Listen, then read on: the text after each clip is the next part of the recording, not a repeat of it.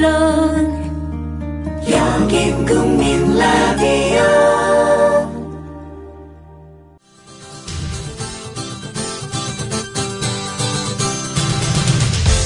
투박하지만 정직하다. 비평을 비평하는 남자 서영석.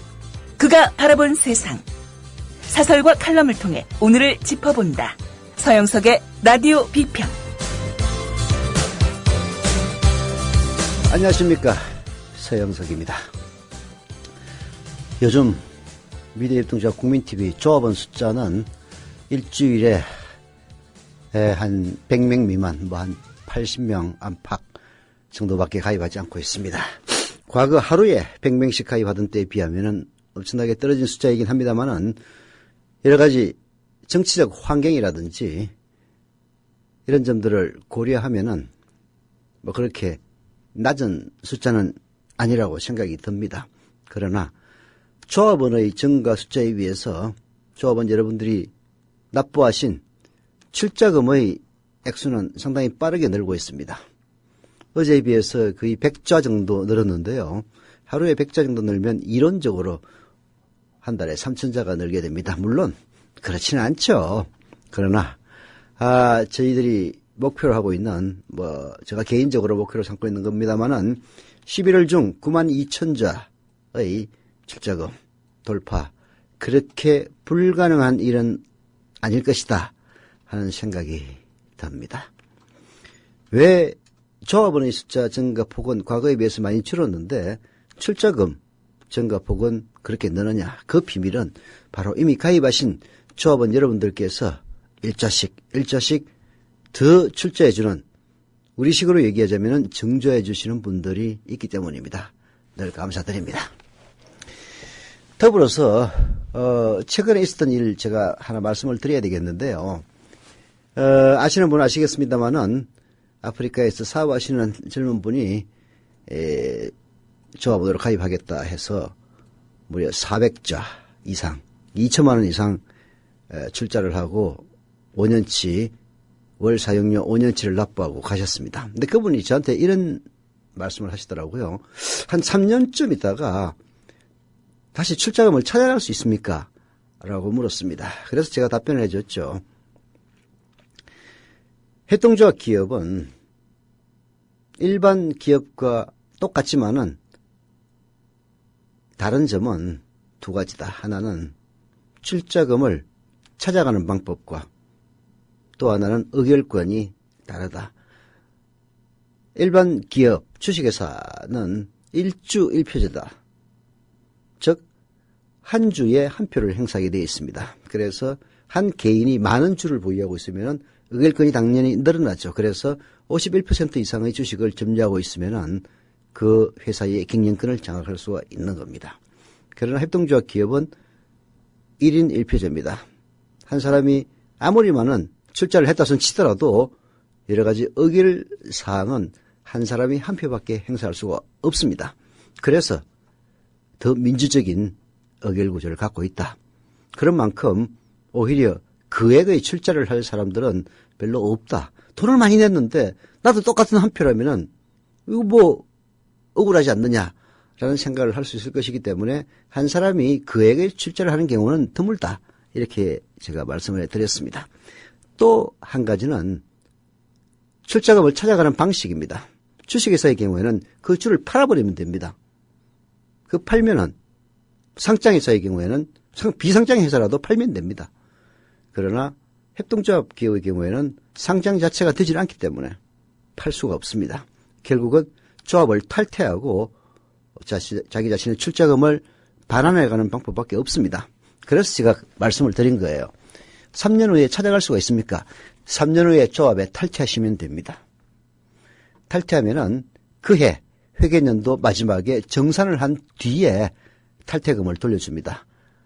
중요한 것은 협동조합법이나 여러 가지 시행령 이런 것에 따르면은 정산을 한 뒤에 돌려준다는 겁니다.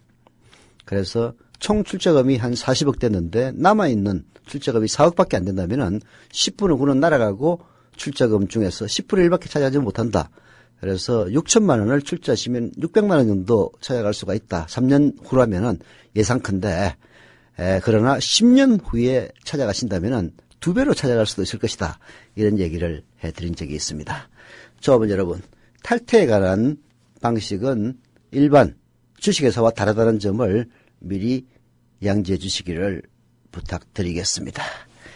라디오 비평 시작합니다. 함께하고 계신 방송은 정치평론가 서영석 미디어 협동조합 이사장이 진행하는 라디오 비평입니다. 지상철 조합원 신청 광고입니다. 강화대교 앞에서 개념 부부가 만드는 개념 곰탕, 연지연 곰탕.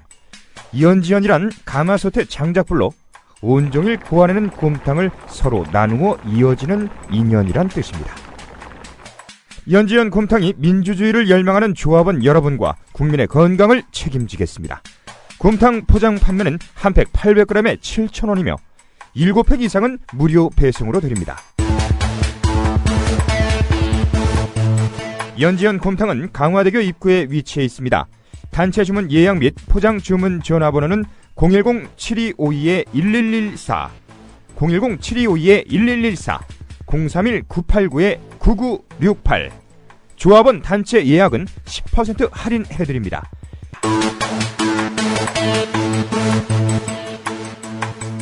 포장 판매 금액의 10%는 국민TV 후원금으로 쓰입니다. 이웃나라 일본 연금 제도는 어때? 2012년 기준으로 일본은 모든 국민에게 기초연금 77만 원을 지급하고 노동자에게는 별도로 후생연금 208만 원을 주고 공무원들에게는 공무원연금 282만 원을 지급한대. 그럼 국민들에게는 기초연금 77만 원에 208만 원을 더해서 285만 원을 주는 거네. 그렇지. 일본은 공적연금만으로 노후생활 70%를 책임져 주는데 우리나라는 사적연금과 국민연금 모두 합해서 노후생활 보장률이 30%밖에 안 돼. 그래? 우리나라와 일본 차이가 많이 나네? 국민 여러분, OECD 국가 중 공적연금 수준이 가장 낮은 나라가 일본입니다. 공무원연금을 낮출 게 아니라 국민연금을 공무원연금 수준으로 높여야 합니다. 공적연금 강화, 국민 여러분과 함께 만들어가겠습니다. 전국 공무원 노동조합.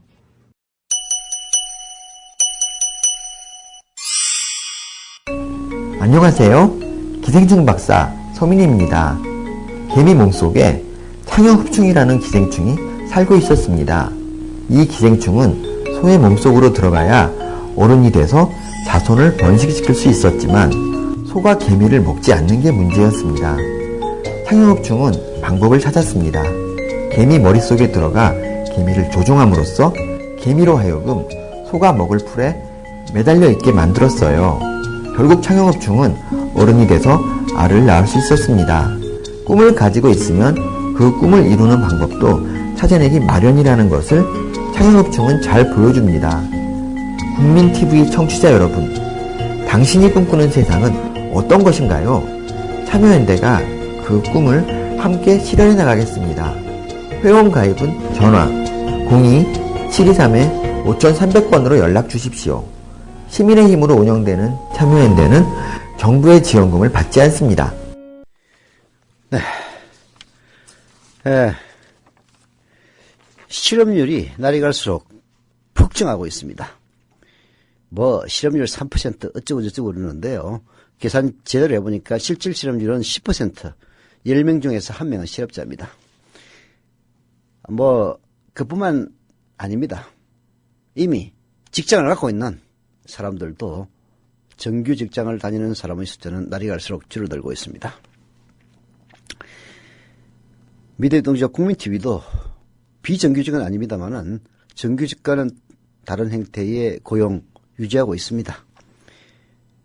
형편이 어렵다 보니까, 그리고 TV 뉴스를 저녁에만 하다 보니까 여러 가지 이유로 시간제 근무를 하시는 분들 있습니다만은 저희들이 일반 기업과 유일하게 다른 점은 형편이 나아지면은 이런 직종의 직군들을 정규직으로 가장 빠르게 전환하겠다는 그런 명확한 목표를 갖고 있다는 점일 겁니다. 어떻든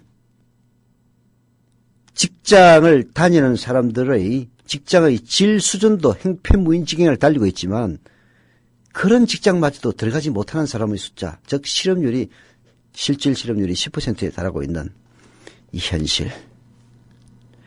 정말 냉정하게 직시해야 됩니다. 이 정권을 맡기느냐 맡기지 않느냐의 문제를 떠나가지고 기왕지사 맡은 정권 제대로 운영하지 않으면 정말 커다란 밀란에 직면할 수도 있다는 점 미리 경고해 둡니다.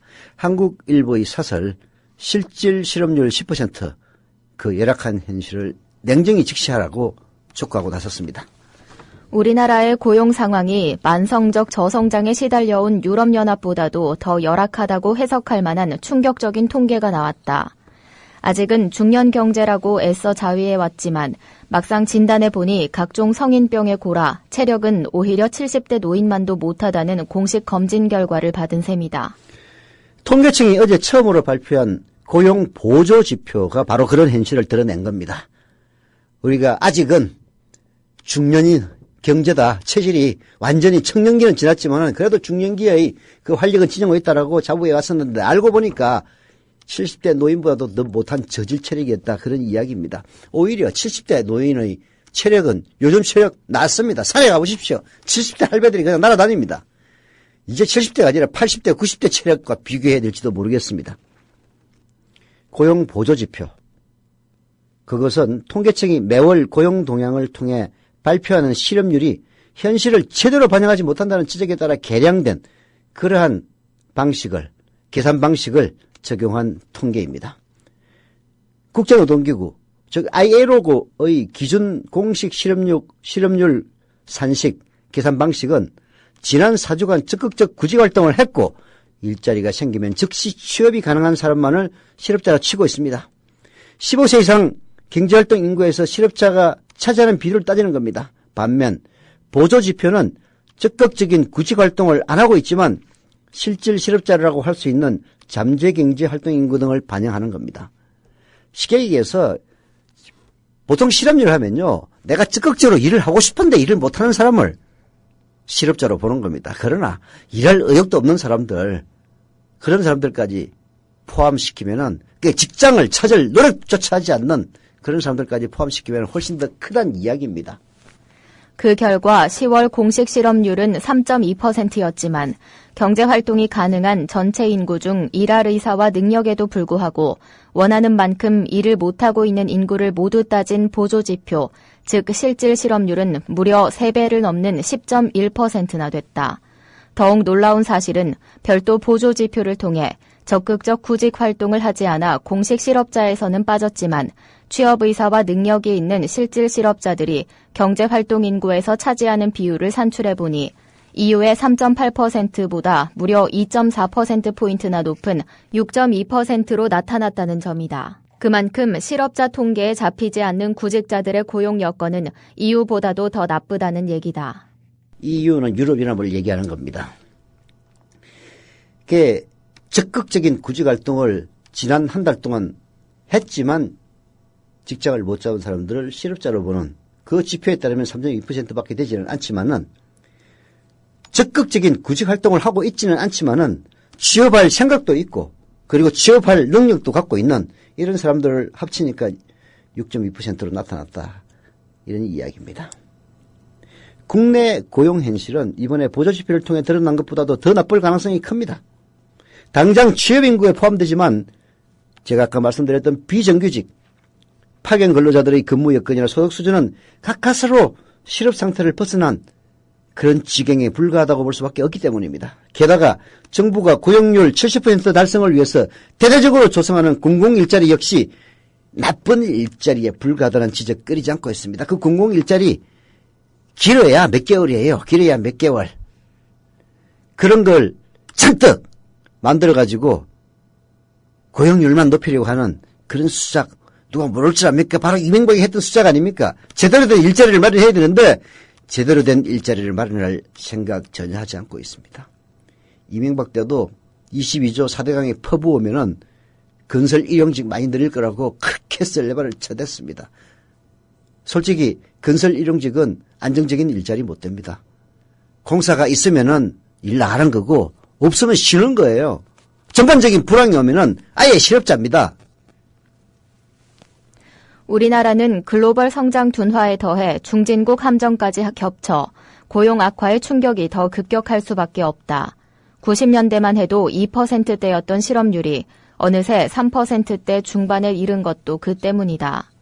한계에 이른 중후장대 산업, 주요 제조업체들의 해외 진출 등에 따라 앞으로 고용 상황이 나아질 가능성도 별로 없다. 따라서 양질의 일자리 창출을 위해서라도 당장 국내 총생산의 50% 이상을 점유하는 서비스 산업의 활성화가 절실하다. 우선 국회에 계류된 서비스 산업 규제 완화 법안들부터라도 신속히 처리돼야 한다. 근데 이 사설도 결론은 시원치 않습니다. 중후장대, 무거울 중자, 두터울 후자, 길장자, 클 대자, 전통적인 굴뚝산업들을 이야기하는 겁니다. 장치산업들, 중후장대 산업 이런 것들은 이미 국내 인건비 너무 높아서 해외로 진출합니다. 그래서 이명박이가 법인세 몇십조 원, 몇백조 원 깎아줬더니 국내에서 일자리를 창출하기는커녕 계속 산하유복업으로 몇백조 원씩 쌓아놓는 그런 일이 벌어지지 않습니까? 그래서 그나마 서비스 산업이라도 좀 규제를 완화해서 서비스 산업이라도 숨통을 트게 해달라. 뭐 틀린 이야기는 아닙니다만은 왜 서비스 산업이 잘 안 되겠습니까? 서비스 산업이 뭡니까? 그 서비스를 이용해야 그 서비스 산업이 발전할 것 아닙니까? 서비스 공짜로 이용합니까? 돈 줘야 이용하는 겁니다. 구매력이 없는데 무슨 서비스 산업 규제 완화한다고 제대로 서비스 산업이 되겠습니까? 복지. 일본 같은 경우에는요, 아예 돈을 쥐어줬습니다. 저소득층에게. 우리도 사실 노령연금 주는 것도 돈을 쥐어주는 행위입니다. 왜 그렇게 합니까? 구매력이 없기 때문에 구매력을 복지를 통해서 해결해주고 그들이 쓰는 돈이 결국은 산업으로 선순환시켜서 국가 경제가 건전화될 수 있도록 하는 것 아닙니까? 복지를 무슨 투쟁이니 무슨 파탄이니 이런 식으로 생각하는 그런 인간들이 대한민국의 주류 언론으로 자리 잡고 있는 한 그 주류 언론에서 방금만 끼어도 그냥 별 4개짜리 옷까지 홀딱 벗겨버리는 그따위 인간이 청와대에 자리 잡고 있는 한 이 나라 앞날 캄캄한 겁니다. 똑똑한 의료 소비자 되기 캠페인 윤훈기 치과의사입니다. 병원이 민간 자본을 도입해 영리 극대화를 추구하면 과잉 진료가 현재보다 반드시 더 심해집니다. 그렇지 않아도 과잉 진료는 현재 심각하게 사회 문제들을 유발하고 있습니다. 과잉 진료란 병원 이익을 위해 하지 않아도 될 검사와 치료를 환자에게 강제하는 비윤리적 행위입니다. 허위 과대 광고를 하는 병원들은 반드시 과잉 진료를 합니다. 과잉 진료는 평생 후유증에 시달리게 함으로써 존엄한 한 인간의 영혼과 육체를 서서히 파괴하고 소중한 가정경제를 파탄시켜서 결국 사회계층 간 증오심을 부추기는 진짜 사대악입니다. 과잉 진료를 통해서 병원들은 더 부자가 되지만 환자들은 더 아파야 하고 양질의 삶을 빼앗겨야 합니다. 돈이 모자라 치료를 못 받는 비극도 생깁니다. 이것이 헌법에 보장된 인권입니까? 다 함께 힘을 모아 의료 영리화 반드시 막아냅시다. 지금까지 윤훈기 치과의사였습니다. 똑똑한 의료 소비자 되기 캠페인이었습니다.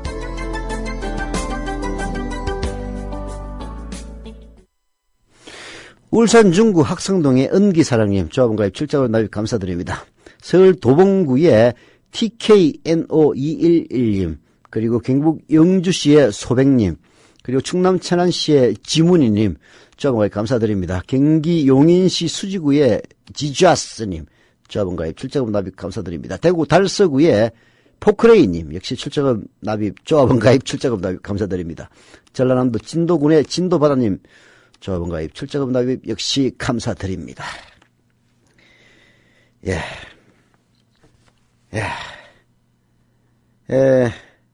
아네스님이 11월 20일 저도 봉급 받으면 이자 정제해야겠네요. 라고 써주셨습니다. 감사드립니다. 출자금을 돌려받으려고 생각하는 조합원들이 있다면 알바들이 있다는 거 아닐까요? 라고 하셨는데요. 뭐, 그건 모르겠고요. 제 얘기는 조합원을 탈퇴할 경우 자기 자신이 출자금을 돌려받을 수 있다는 겁니다. 예를 들어서 주식회사에서 뭔가 자기가 갖고 있던 주식을 돈으로 바꾸고 싶으면 주식시장에서 내가 팔면 됩니다. 그러나 협동조합 기업은 아직 상장에 대한 그런 구체적인 것도 없고요. 그래서 출자금을 돌려받으려면 탈퇴하는 방법밖에 없습니다. 조합원을 탈퇴하겠다고 의사만 밝히면 조합원 자격을 상실합니다. 기획재정부의 유권해석입니다. 그러나 출자금을 돌려받는 것은 회계연도가 끝나고 출자금에 대한 정산이 끝난 이후에 이루어집니다. 그리고 정산 비율에 따라서 돌려받게 되는데요. 지금 최소한 한 3년 동안은 미래노동자 국민TV 적자를 면할 수가 없습니다. 그래서 출자금을 까먹는 그런 수준인데요. 현재 출자금은 10% 정도 남아있는 상황입니다. 그래서 자기가 5만 원을 출자하시고 이번 회계연도에 정산해서 탈퇴하신다면 5만 원의 10%인 한 5천 원 정도 받아갈 수 있지 않을까. 이렇게 저희 개인적인 예측일 뿐입니다. 이런 것은 상식으로 알아두시라라는 측면에서 말씀을 드리는 겁니다. 함께하는 뉴스K 홍보 평일 오후 8시부터 9시까지 포털 사이트 다음에 뉴스K를 10번 이상 검색해 달라는 그런 요청이 있었는데요. 예, 뭐 좋은 말씀인데 그러나 인위적으로 부양하는 검색어 그렇게 꼭 올바른 것만은 아닙니다. 그러나 뭐 너무나 뉴스K를 사랑하다 보니까 이렇게라도 해야 되겠다 하신다면 말리지는 않겠습니다. 상주에 조합원 모임이 있는데요. 11월 22일 이번 주 토요일 오후 5시고요. 상주 문경 예천지역 조합원을 상대로 한다고 합니다. 대상으로 한다고 합니다. 장소는 나성 식육식당 상주시 냉림동 368-3번이고요. 전화번호는 054-531-1559 관저님에게 문의하면 됩니다. 010-6269-7154로 전화하면 됩니다. 싱글세가 어제 포털 사이트나 SNS에서 큰 화제를 불러 모았습니다. IMPT가 싱글세 웃기고 있네. 뭐 까라 하는 얘기입니다. 솔직히 IMPT의 분석 들어보시죠. 때 아닌 싱글세 논란이 불거지고 있습니다.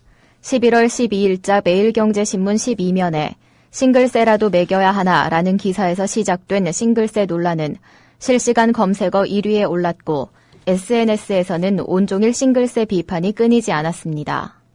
보건복지부는 싱글세와 같은 페널티 규제를 검토한 적이 없다고 해명했지만 싱글세와 같은 이야기가 저출산을 막기 위한 대책으로 나온 바가 있기 때문에 앞으로도 이런 무책임한 정책이 나올 수도 있습니다. 매일경제신문 저는 안 봅니다만은 요즘 직장인들이 매일경제 보는데요.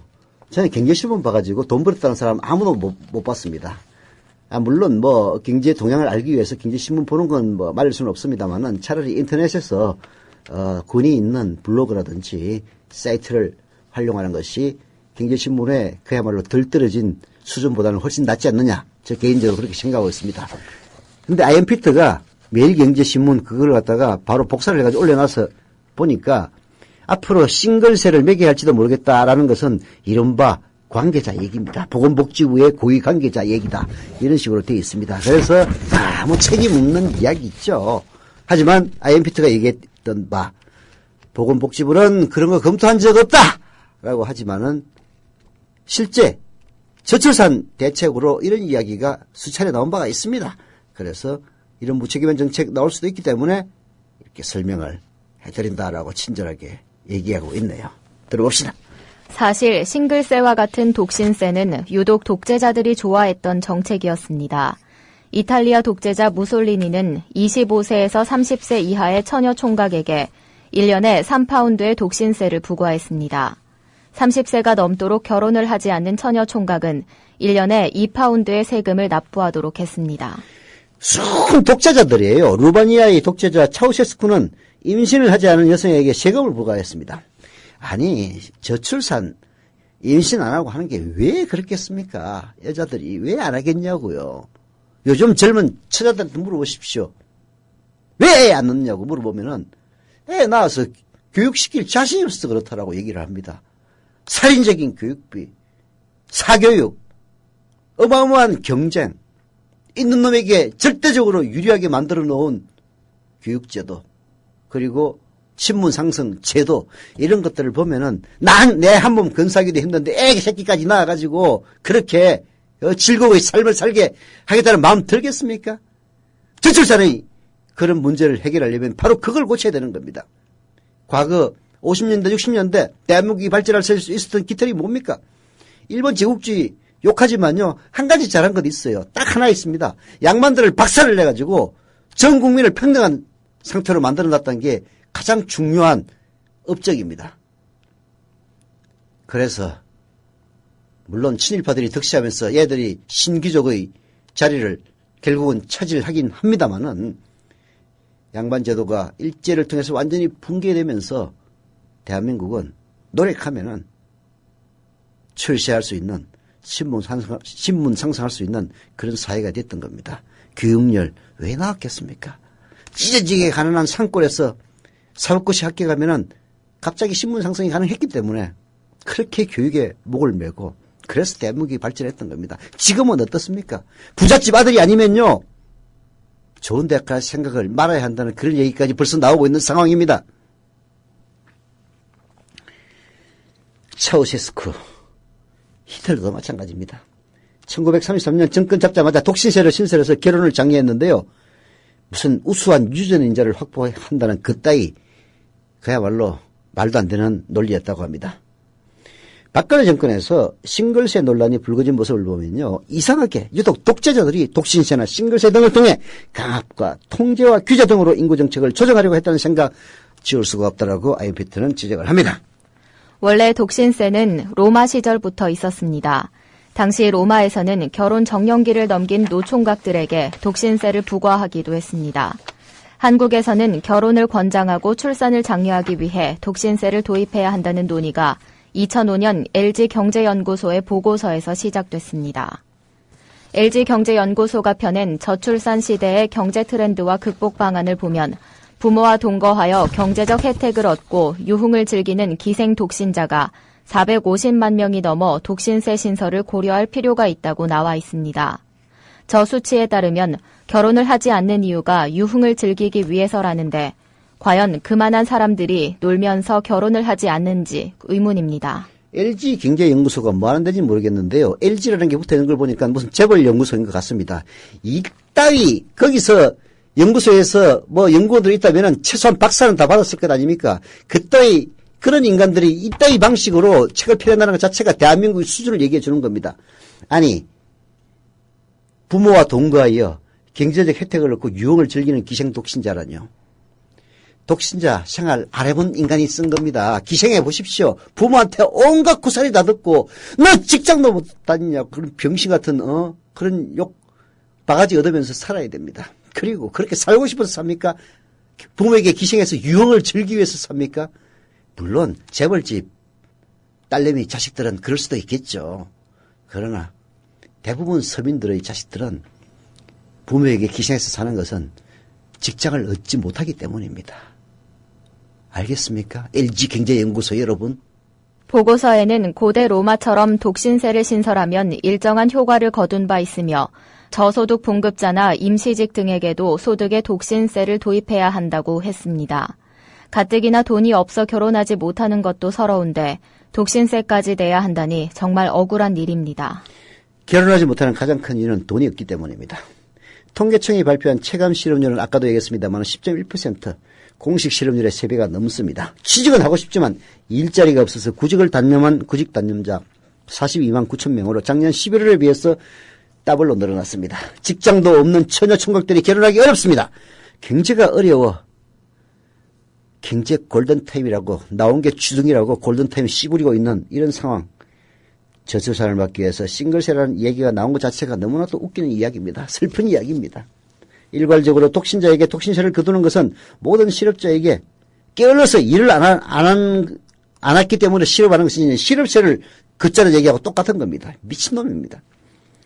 독신세를 통해서 불임의 부부나 난임 부부의 체외수정비 지원 등 저출산 대책을 위한 예산을 확보하겠다는 것 자체가 정부가 할 일을 서민에게 부과하겠다는 의미하고 똑같은 겁니다. 박근혜 정부가 저출산 대책 예산을 마련하기 위해서 독신세 등을 통해 예산을 확보하겠다는 어처구니 없는 일을 하는 데 비해서 조선시대는 100배 합리적이었습니다. 조선시대 호라비와 노처녀는 나라가 구제해야 할 대상 중에 하나였습니다. 조선왕조실록에 따르면 정종은 혼인은 때가 중요하다며 가난 때문에 혼기를 놓치는 일이 없도록 적당히 헤아려 비용을 도와주게 하라고 했습니다. 성종 때도 처녀 나이 25 넘었는데 결혼 못하면은 쌀이나 콩 10석을 우리 요즘으로 치면 굉장히 큰 돈입니다. 혼수로 지원하는 방안을 예조에서 제출해서 임금이 허락하기도 했습니다. 중종 때도 마찬가지고요. 가뭄이 들면 내가 부득한 탓이다라며 혹시나 결혼 못한 노처녀 때문인가 해서 혼수를 마련하도록 지시했던 일이 있었던 그런 조선시대와 비교하면 싱글세 독자적 발상입니다. 무상교육을 중앙정부가 책임지겠다고 해놓고 이제 와서 나 돈 없으니까 지자체에서 니들이 무상급식 하고 있으니까 그 돈 가지고 무상보육하라는 이따위 얘기, 철면피하고 후한무치한 얘기를 늘어놓는 이런 박근혜 정부를 누가 믿고 결혼을 하고 아기를 낳겠습니까? 지금 우리에게 필요한 것은 싱글세나 같은 그런 개망나니 같은 세금이 아니라 자신의 입으로 떠들었던 경제를 살려서 취업률을 높이고 그리고 결혼 장려금을 직접 주는가 하는 그런 일들입니다. 보편적 복지가 아닌 선택적 복지를 하겠다고 나섰으니 독신세보다는 저소득층과 차상위 계층에게 먼저 결혼 장려금을 제공하는 법안을 국회의원들이 입법하라 이런 이야기입니다. 세금을 낼 의무가 있다면 복지의 혜택을 받을 권리도 있다는 사실을 박근혜는 반드시 명심해야 합니다.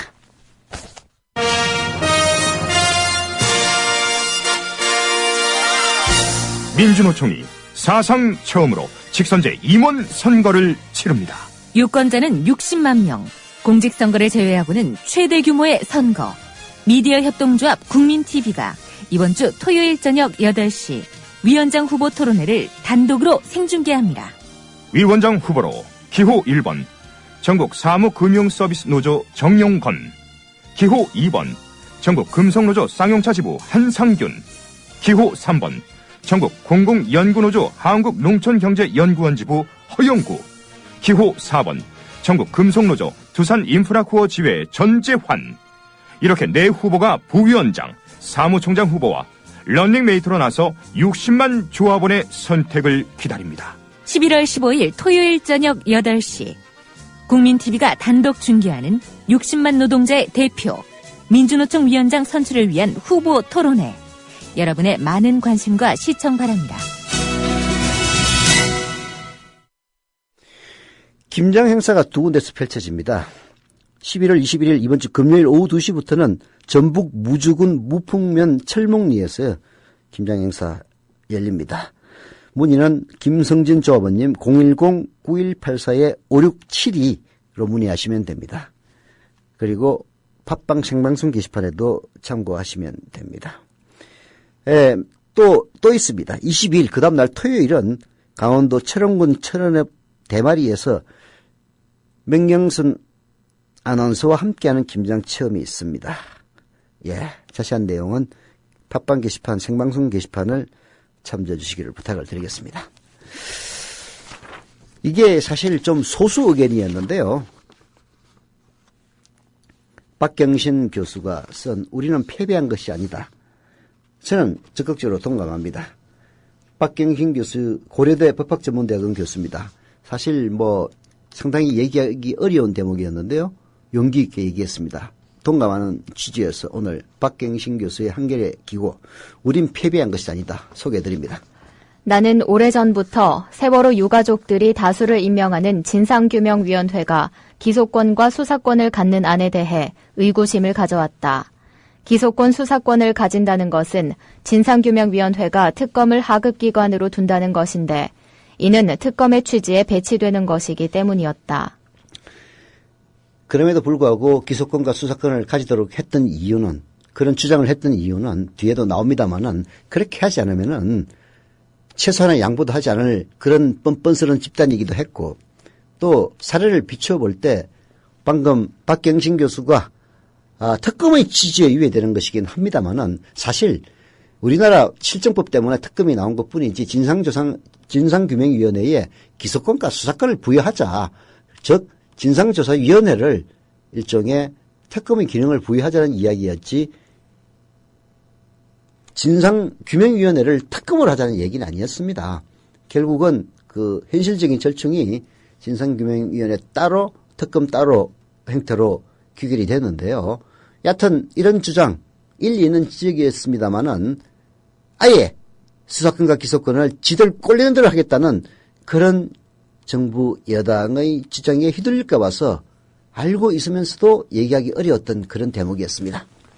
특검을 임명하는 하나의 이유는 검찰에 대해 영향력을 미치는 권력자들로부터 독립적인 검찰을 만들겠다는 것이지만 또 하나의 이유는 누구라도 결과에 대해서 편향되었다는 지적을 할 수 없는 독립적인 기소 수사를 실현하여 국민의 신뢰를 얻기 위함이다. 그렇다면 우선 임명된 후에는 어느 누구로부터도 자유로워야 한다. 특검은 법과 양심에 따라서만 기소와 수사를 하는, 즉 판사 같은 검사를 만들자는 취지다. 피해자든 피의자든 임명자든 특검에 대해 어떤 영향도 끼쳐서는 안 된다는 것이 특검의 취지다. 그런데 특검을 세월호 유가족이 간접적으로 통제하도록 한다는 것은 특검의 존재 이유에 반한다는 것이라는 게 바로 박경신 교수의 지적입니다. 피해자의 영향력 아래에 있는 특검의 결과물은 국민의 신뢰를 얻을 수 없었을 겁니다. 몇몇 진보적 학자들이 피해자가 참여하는 특검이 문제없다는 식의 주장을 펼쳤는데 궤변이었다고 지적을 합니다. 진정한 특검은 피해자도 배제해야 합니다.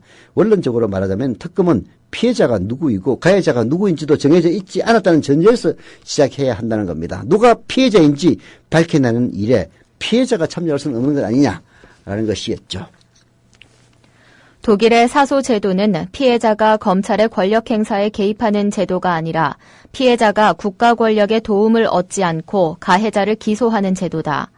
영미의 대배심 제도 역시 바로 피해자들이나 피의자들로부터 독립시키기 위해 대배심원을 무작위 선발하는 것이라서 비교 대상이 될 수는 없다. 그래서 박경신 교수는 기소권, 수사권은 협상의 목표가 될 수 없다고 생각했답니다. 개인적으로 기소권, 수사권을 포기하고 특검 임명을 유가족이 하는 것이 최선이라고 생각했다는 겁니다. 그럼에도 그것이 협상 목표가 되어버린 듯하여 많은 사람들이 희생되는 것 같아 마음이 아팠다는 거죠.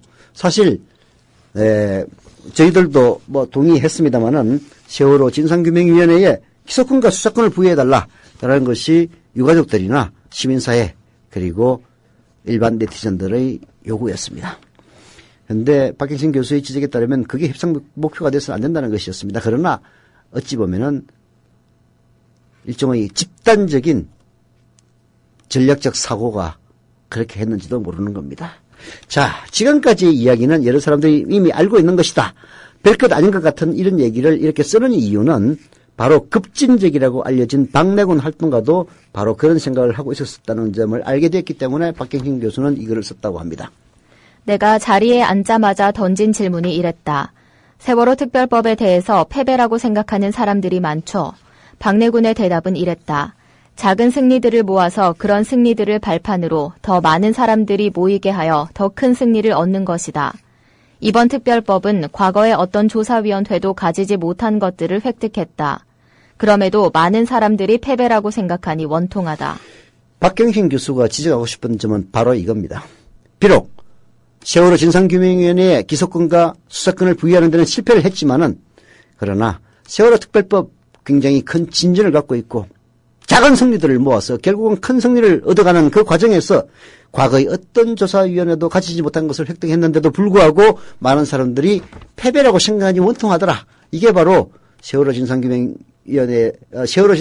위해서 열심히 싸워왔던 활동가 박래군 씨의 고백이었다는 겁니다. 광우병 시위가 불현듯 생각났다.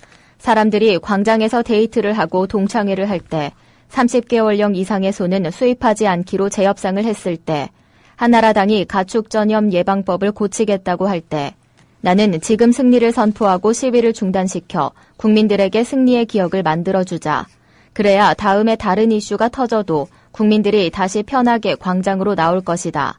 지금 다른 이슈까지 얹으면 국민들로부터 고립된다고 했다.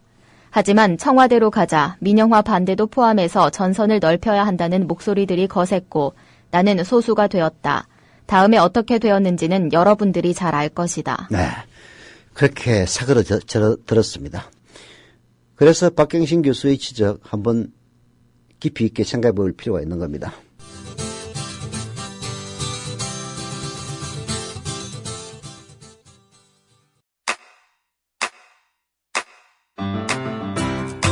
국민 라디오 지지하는 4가지 방법 아시나요? 다운로드하기, 별점 주기, 댓글 달기, 구독하기. 국민 라디오를 보다 많은 이들에게 전할 수 있는 가장 손쉬운 방법. 다운로드하기, 별점 주기, 댓글 달기, 구독하기. 잊지 마세요. 다운로드하기, 별점 주기, 댓글 달기, 구독하기.